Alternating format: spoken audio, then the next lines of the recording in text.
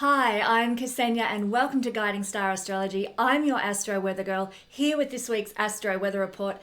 I'm going to show you how the stars are going to affect your life this week.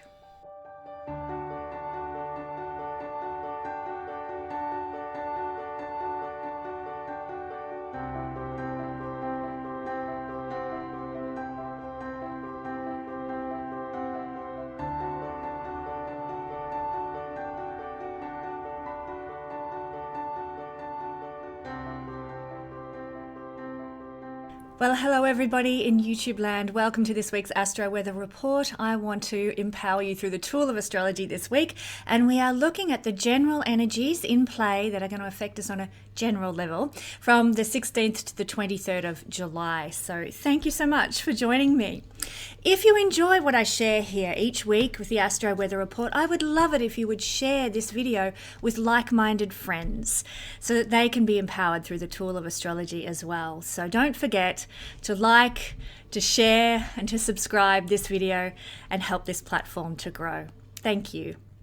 So keep in mind as I do this reading, this is a reading for your personal passing energies. Obviously, I'm not assessing everybody's chart. It's a general read. To understand how these things are applying to you very, very personally, you would need a one-on-one reading with an astrologer such as myself. And I'm also not looking at the big collective energies of what we're living through right now. And believe me, it's full on and hectic for various reasons out there in the world. We are seeing a lot of change, a lot of growth, a lot of upheaval in the collective consciousness right now, but it needs to happen even though it's a bit of a shaky ride. So what I'm speaking about today is more about what's going to affect you, how you will feel, what you might encounter, what to be aware of, what to work with in the week ahead. Before we jump into that, check out this gorgeous, gorgeous necklace. I've become an ambassador for the Ephemeris brand, and I am so excited to share this gorgeous necklace with you.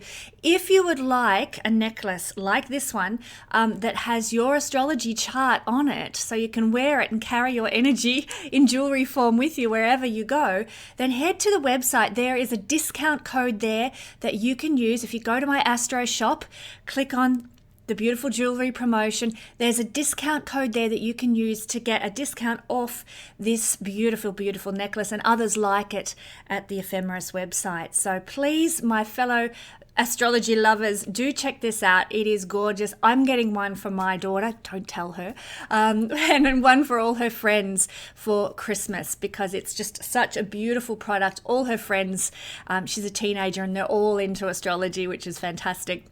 So I want to share this astrology love with them by getting this product.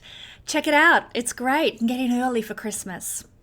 So I'm going to look now at this week's energy focuses, or at least some of this week's energy focuses. I'm not going to look at them all because there's a heck of a lot unfolding this week. I'd be here forever if I was to discuss them all with you. But if you want to know what's unfolding as the energies come up each day, then do follow along with my YouTube page. Sorry, you're already following my YouTube page, I hope. My Facebook page and my Instagram page. Follow along there and you'll get the daily updates for what energies are unfolding, what we can expect and how we can utilize them. So check out that. The links are in the Linktree banner on my YouTube page if you want to know, or in the description box. Now, on to this week's energies. Well, the first one that we've got unfolding on the 18th of July.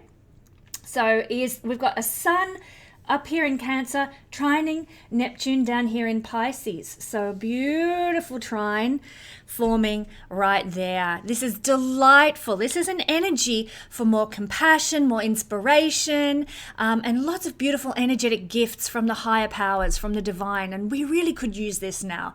It happens twice a year that we have this aspect forming. So it's not an uncommon aspect, but we really need this year. We need this flow. We need this divine blessing on our lives, considering everything that's unfolding on the planet right now. So we're going to be feeling more in the flow on the 18th of July, generally speaking. And as such, we might encounter some powerful people, especially men, because the sun rules the masculine energy in the world. We might encounter powerful men who might bless our lives, father figures who might, give us that miracle we've been longing for, bosses, kings, people in charge, people with a sense of, kingdom building and control over their kingdom who are going to say, here, let me help you, let me support you, let me be compassionate, Neptune, towards you to help you live a better life. Bring it. I'm so excited by this energy. So this could even take the form of spiritual teachers who are men, or artists or musicians because of the Neptune influence. People in healing professions. And look, it doesn't have to be like a man per se with man features physically. It could be somebody who is very strongly in their masculine energy, and that could be a woman. So, a woman who is in touch with her masculine side, who is being a spiritual teacher, who is being an artist, who is a musician, who's in healing professions, they can be also of blessing to you on the 18th of July in some way. Your own creativity is going to be on fire on the 18th of July, and there will be sort of those goosebump moments, of great love for your life and great love for whatever it is you're producing creatively. So you might write a poem and you just, you tingle all over with the joy of that poem, or a song, or some other creative Neptune endeavor. And the sun's very creative as well. I mean, what creates life on earth? It's the sun and the sun's warmth and the sun's energy. So definitely a powerful day for creativity and feeling that divine delight in what you're creating. You may even get divine inspiration coming to you with your creative endeavors as well. And if you receive a message from Spirit on the 18th of July, pay attention, because your soul's inner guidance is going to be totally on point.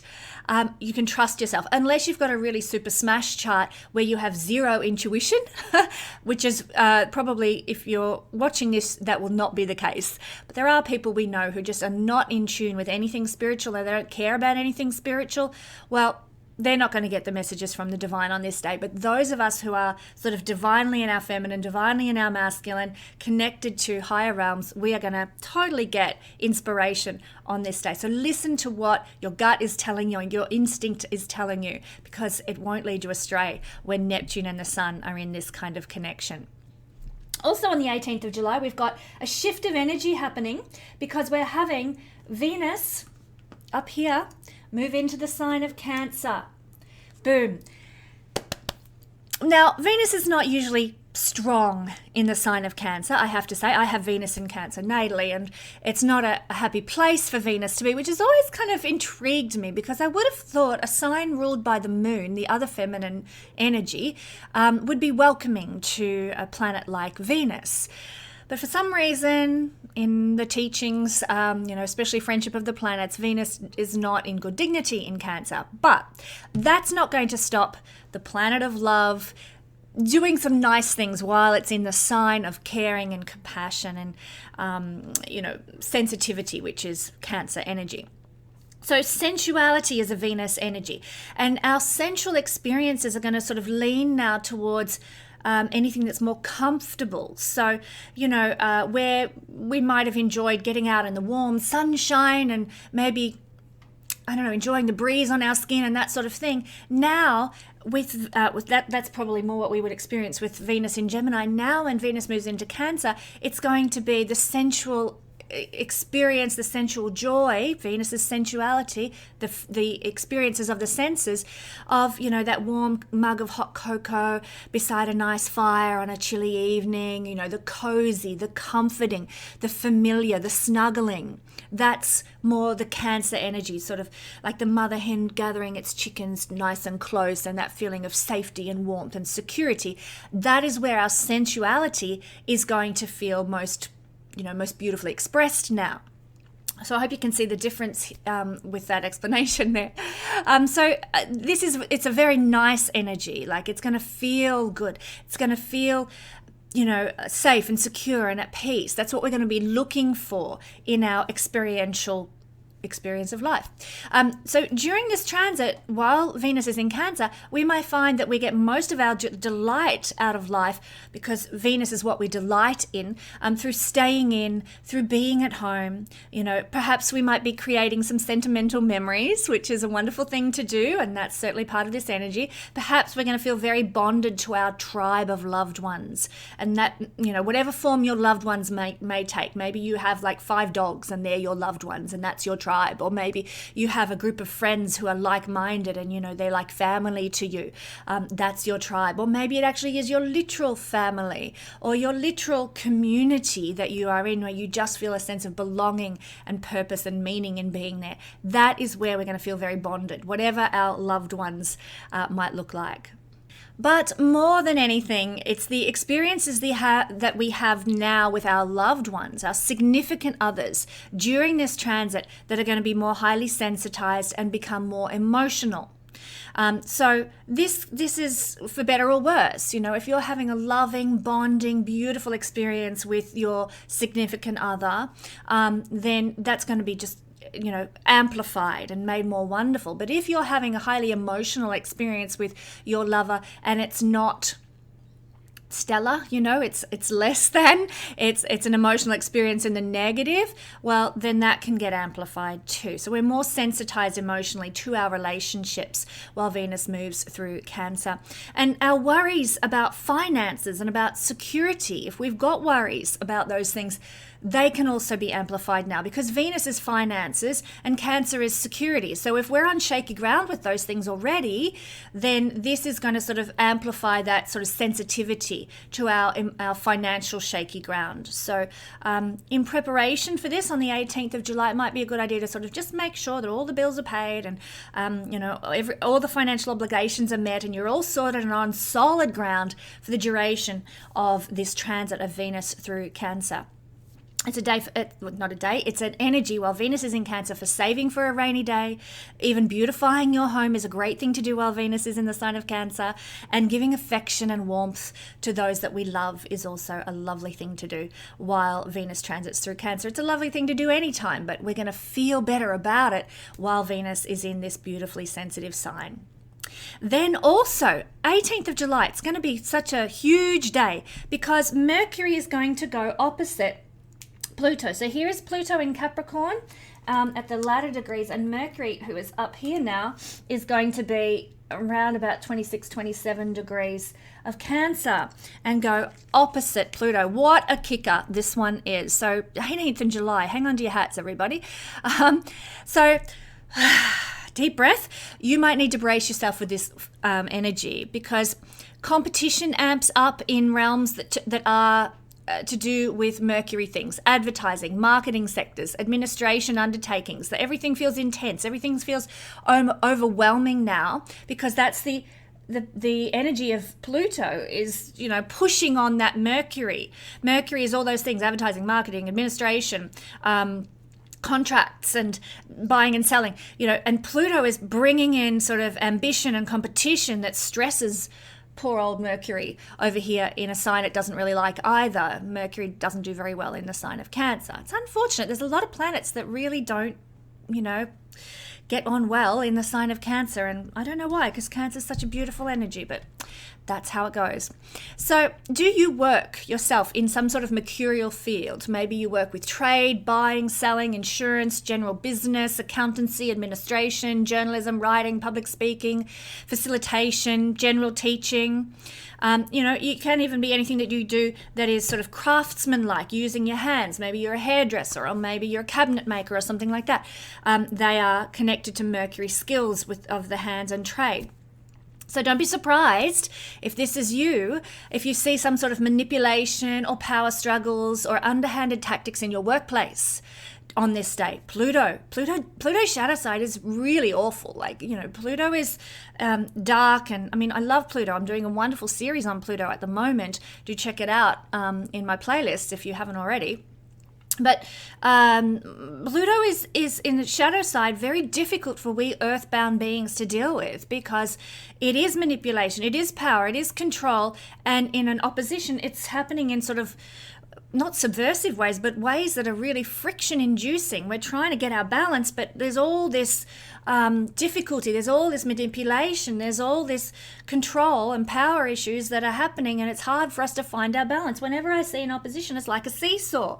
We're sort of, So people are either, putting out this dreadful vibe to us in those sorts of mercurial workplaces, or we're the ones doing it out there in our workplaces and causing imbalance in energy as well. So it can happen in, either of those ways. So that's when you work in a mercurial field. What about if you work in a Plutonian field, like psychology or grief counseling? What if you work in a funeral home or a waste management sort of area of counsel or something? Or maybe you work with something shamanic, or maybe you're a past life practitioner. Maybe you're a spy or a criminologist. Maybe you're involved in sort of a renovation industry, or maybe archaeology. These are Plutonian occupational fields. Well, if you're working in one of those fields, then you can get ready to encounter a bit of trouble with your contracts that might have to do with those fields, with your communications, Mercury, to do with those fields, with any technical services and general communication misunderstandings. Forewarned, forearmed, if you're in any of those sorts of fields, Plutonian or mercurial, there could be some upheavals and a need to rebalance your life work-wise with this energy. So it's really 18th of July in terms of this energy, a day for being forewarned, forearmed, one of my favorite phrases, which is what astrology predictions are all about. All right, let's leave the 18th of July alone and move on to something else. On the 20th of July, so only 2 days later, the Sun is going to move into an opposition with Pluto. So Pluto is getting in on the action a lot lately. Not only that, but it's coming up, I believe it's coming up this week. It's second, correct me if I'm wrong, but it's second crossing of the Pluto return point for the chart of America. So yikes. And yikes again, Sun opposite Pluto, a dark day of power struggles, control issues that are wanting to surface now again. So again, forewarned, forearmed. These two energies are very polaric. They're actually at the polaric points of the solar system. The Sun's at the center, Pluto's at the extreme outer as far as planets we use in astrology goes. Obviously, there's the Kuiper belt that goes further, and then Eris is further out than Pluto. But as far as the main planets we utilize in astrology, Pluto's the extreme. So they function a bit like the yin-yang symbol of darkness and light. The Sun is the light, quite literally, and Pluto is out there in the dark. He gets the littlest amount of the Sun's rays, the weakest rays of the Sun. By the time they get to Pluto, they're weak and they're not giving much warmth compared to what we get here on Earth. So very much in the darkness is Pluto. And so when these guys, the yin and the yang, oppose one another, you can expect exactly that, a contradiction or a pendulum, get my words out, swing of contrariness in our lives. So what might this look like for us living here on Earth? Well, we could, experience stubbornness. Either we're stubborn or people around us are stubborn. They refuse to change. They refuse to give an inch. Manipulation. I mean, we've already seen a lot of that unfolding since Pluto-Mars square, and it's going to continue with Pluto-Sun opposition. Manipulation occurring in the world. Blockage of the things that we need in our lives to move forward can happen. Blockage of warmth, if you want to get literal, like there's this, the warmth for Pluto is, very lackluster by the time it gets there. And so there's this energy of lack of warmth. Pluto is sort of controlling the amount of, in an astrological sense, controlling the amount of sun warmth that is being put out into the world, warmth and friendliness, let's say, between people, between relationship circumstances, between business partners. There's a lack of warmth under this energy. They're just a couple of expressions, worst case scenarios. It can display as very powerful people. Pluto is powerful people, and so is the Sun, who instigate violence on others. Pluto is violence. Pluto is abuse in its most shadow side, most dark side. So powerful people displaying violence and abuse, control and manipulation. And, we've seen a lot of uprisings and a lot of changes happening politically in the world. Like I often say, I'm not a mundane astrologer, and I don't enter into the geopolitical assessment of things through astrology. I will one day, but at this point in time, it's personal astrology. That's my focus. But this energy could see, and I just mentioned briefly mundane astrology, this energy could see a lot of control and manipulation and violence coming from the powerful being put on the masses, but it's going to cause friction and it's going to cause imbalance and people just won't put up with it. So what can we do? We need to walk in mindfulness on the 20th of July. We need to sort of have a lot of present moment awareness on the 20th of July to avoid being pulled into the energetic quicksand of being the manipulator, being the controller, being the one who instigates violence and abuse. And if we're not the one doing it, we need to be very present and mindful about other people doing it to us and having the guts and the strength of character to say, well, I don't have to take that and I don't have to tolerate that, and I'm making the necessary changes in my life to leave that behind, to change my circumstances. That can be really, really scary.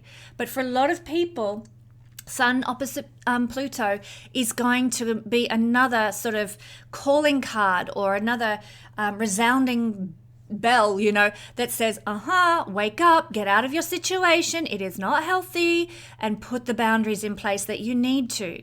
So unfortunately, these things occur, and we get sort of an opposition to Pluto every year, which is the universe just reminding us, come back to your power. Don't let people manipulate you. Don't let people coerce you. Don't let people dominate you. And how does it do that? By putting those sorts of people in our path so that we wake up to it and we can see what's going on. If nobody's manipulating and dominating us, why do we need to take our power back? We don't. So we're going to experience these things on the 20th of July so that we wake up and learn to take our power back again. Hope that makes sense. So mindfulness, present moment awareness, and a big, hefty dose of courage, I think, for most of us on this day. Then finally, the 22nd of July. I'm looking forward to this one because I'm a Leo sun baby. And I'm looking forward to the sun moving into the sign of Leo there. Yay!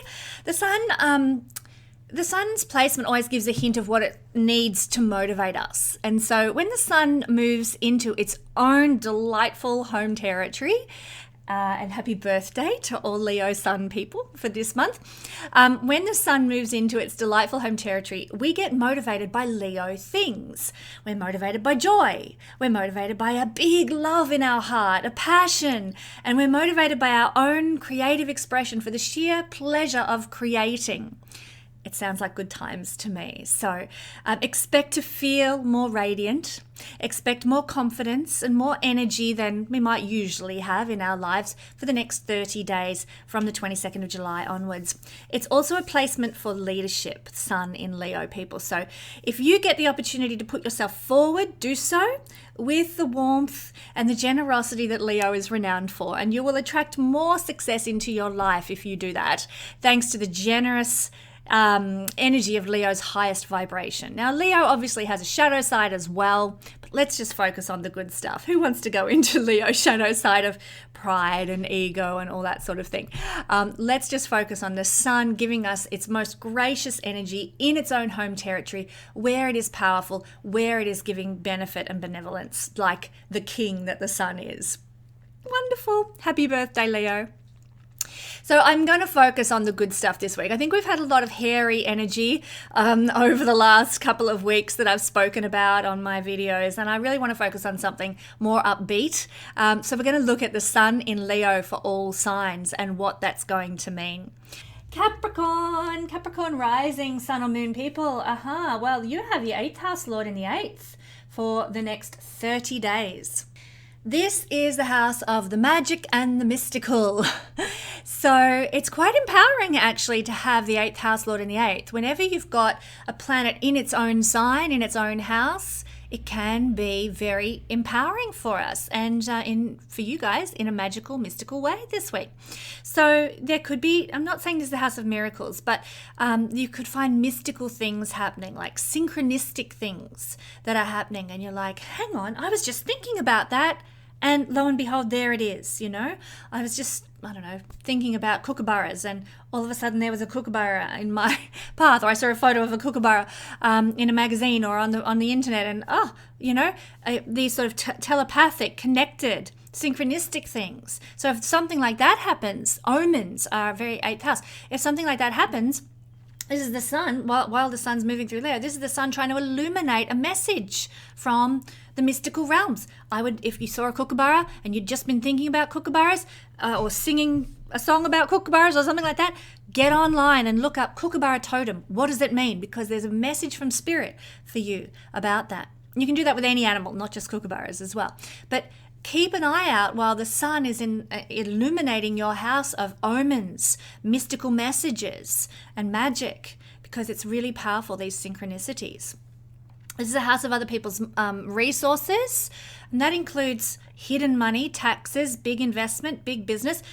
You might be having something illuminated in these areas. Maybe, in Australia, we're all doing our tax right now, and something might be illuminated regarding your taxes. Some way that you can, pay less tax might be illuminated for you, sun in the 8th house. Some way that, you could perhaps do something towards getting a loan through working with your tax return in some way, and it'll be illuminated for you and shown how you can get the best return, get the best deal, get the best situation with your taxes, or with a big investment that you're wanting to make, or with a business that you're wanting to get involved in. Like, this is a house of big business, so if there's a big business that you want to collaborate with or get involved with or something, the sun can illuminate the way you can do that now. This, like I said, it's the house of other people's resources, but it's also the house of other people's property as well. So if, somebody has a piece of property that you would like to utilize, maybe you want to rent an empty block in town and put a community garden on it or something like that. You need to approach the owner. This is the time to do it while the sun is putting warmth and joy and vitality into the house of other people's property. So, if you need to lease some land to run a few horses on or whatever, this is the time to do it while the sun moves through your 8th house. This is also the house of secret societies, and we're getting a lot of talk online and what have you now about certain secret societies. Won't name them, but they are coming up in conversation very regularly these days, and the sun for a lot of people right now, especially while Pluto's in your 1st house, Capricorn, can be very much illuminating what these secret societies are all about, what they're doing. That's happening for a lot of people now, where this is, there's illumination happening about that, just generally across the board. But a lot of Capricorn, moon, sun, and rising people are going to wake up while the sun moves through their 8th house, and they're going to see, oh my God, that organization is actually really doing some shitty things. And, like the penny will drop for a lot of Capricorn people while the sun illuminates their 8th house of secret societies. Chakras and openings of the body are ruled by the 8th house as well. So with the sun moving through here, you might actually sort of be more sensitized or feel into different chakras as well. So doing chakra work and energy healing work, and working on sort of getting your chakras clean and healthy, if you're into that sort of stuff, this is a great time to do it. The sun is going to energize that sort of work. In fact, any mystical work, it's a good time, because if you were to do past life regression work, this is the house of past life regression work. Also the 12th house can be as well, but the 8th house, because it's something that we know is there. We've had past lives, but it's not clear to us. It's like the skeleton in our closet. Well, sun can illuminate past lives for you now. So it's a good time to do past life regression work.